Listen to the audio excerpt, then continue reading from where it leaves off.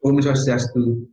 Saya akan mempresentasikan materi mengenai metode perancangan arsitektur dan arsitektur besar dunia. Yang pertama, metode perancangan arsitektur. Apakah itu metode perancangan arsitektur? Yaitu proses dalam merancang bangunan, meliputi pengumpulan data, analisis, sintesis konsep, dan drawing. Dalam perancangan arsitektur, data dan fakta merupakan suatu hal yang menjadi dasar atau sumber inti dalam perancangan. Untuk karya arsitektur berhasil, maka terjadi komunikasi arsitektur yang serasi antara karya arsitektur dengan pengguna atau pengamat yang meliputi pengamatan sesuai fungsi, konsep, dan program. Pengamatan sesuai fungsi. Komunikasi arsitektur tadi bila mencakup dua hal. Yang pertama, bagaimana karya suatu arsitektur dapat mengekspresiasikan fungsi dan misi yang dikandungnya. Yang kedua, bagaimana pengamatan menyadari, memahami, dan menerima apa yang dikomunikasikan oleh karya arsitektur, kemudian membuat respon terhadap ekspresi karya arsitektur. Yang kedua, ada konsep. Dalam arsitektur, konsep mengungkapkan syarat-syarat suatu rencana kontekstual dan keyakinan atau keputusan yang dipadukan. Yang ketiga, ada program. Dalam pengertian luas, program sama seperti persyaratan. Program yang dipersiapkan dengan teliti dan penuh daya cipta akan menghasilkan bangunan yang jelas, enak dipandang, dan berfungsi baik dan lengkap. Program hanya meliputi persyaratan khusus yang sudah pasti. Cara menemukan gambaran program desain yang dikehendaki oleh suatu bangunan harus memenuhi fungsi dan citra tertentu. Untuk itu perlu proses memuat identifikasi dan konsep. Yang kedua, ada arsitek-arsitek besar dunia. Yang pertama, Louis Kahn.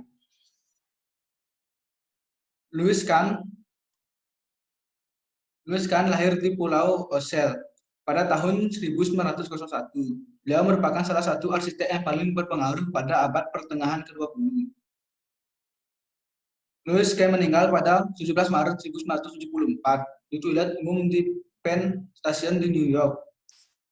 Kahn telah meninggal cepat karena serangan jantung, dan satu-satunya bentuk identifikasi antara kepunyaannya adalah paspor di mana dia telah dicoret alamatnya. Adapun juga beberapa karya-karya dari Louis Kahn. Yang pertama, Kimball Art Museum.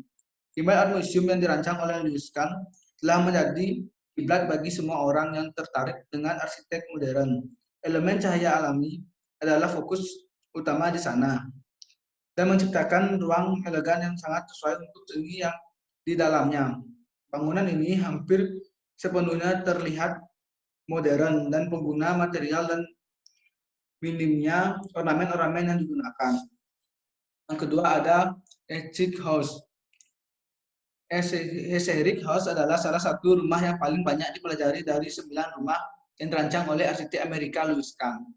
Rumah ini terletak di 204 Sunrise Lane di daerah Chestnut Hill di Philadelphia, dan dibangun mulai tahun 1959 sampai 1961.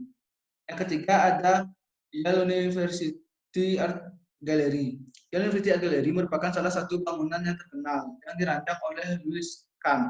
Proyek ini dibangun antara tahun 1951 dan 1953 di New Haven.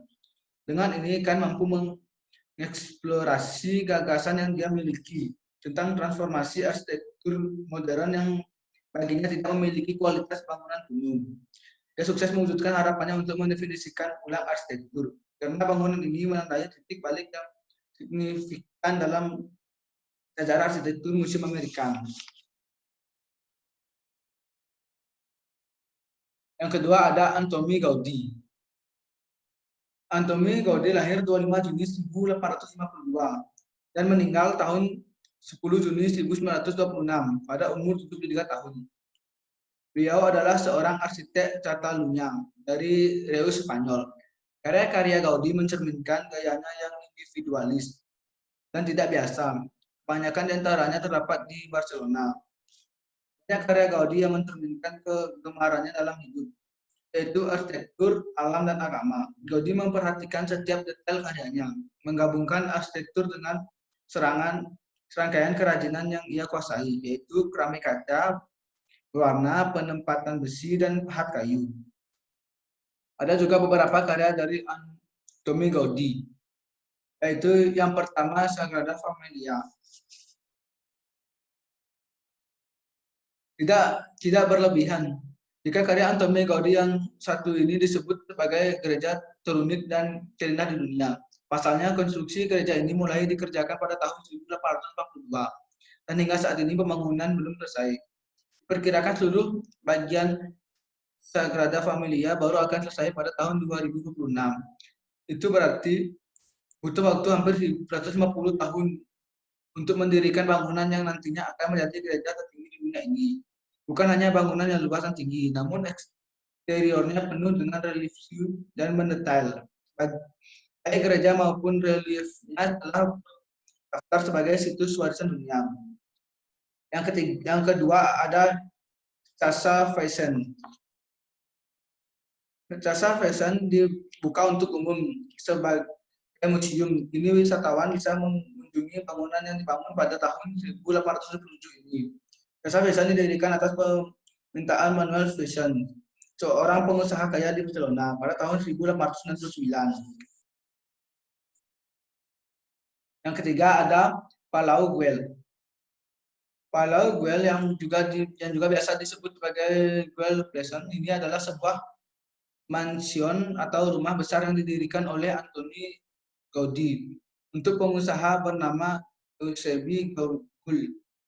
Disinilah keluarga Gaul tinggal dan mengadakan pesta untuk rekan bisnis mereka. Pada tahun 1969, hunian yang dibangun pada tahun 1886 ini dinobatkan sebagai aset budaya nasional.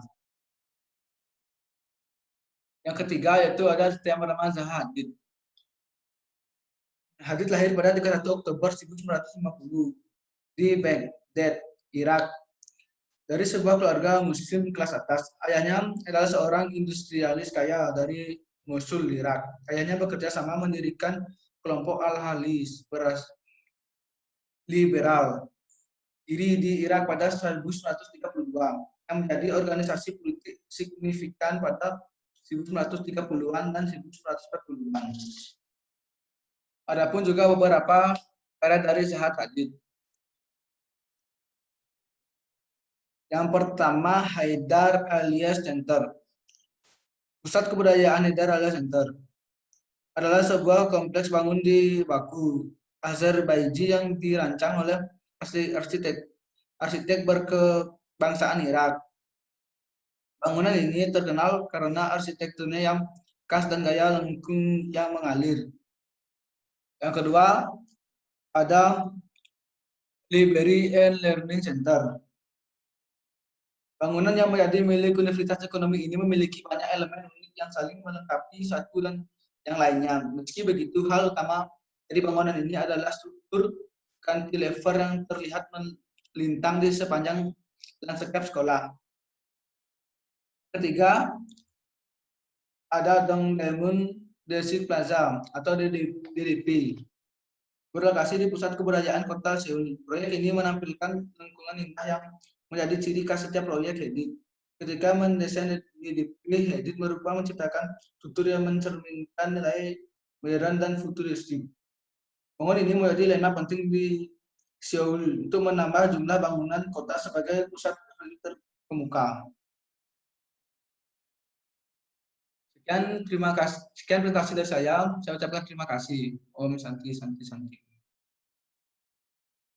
1 menit, you know. Well.